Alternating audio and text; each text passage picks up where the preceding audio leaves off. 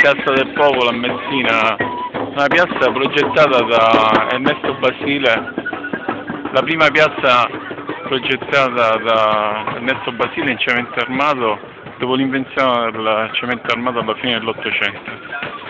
Pronto a noi la chiesa del Santo Spirito.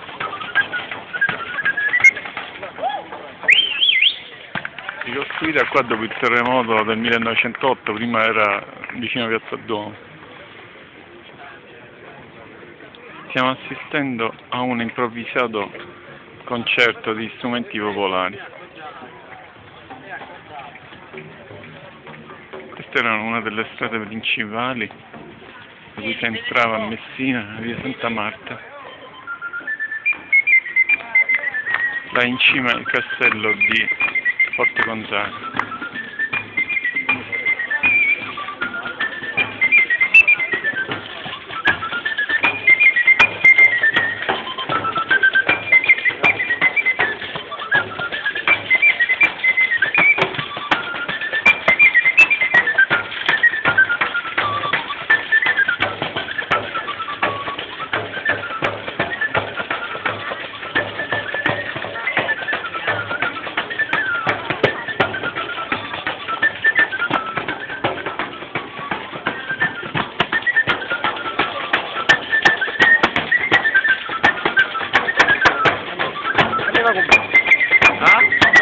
No, non ci bisogna, non inquadro più là.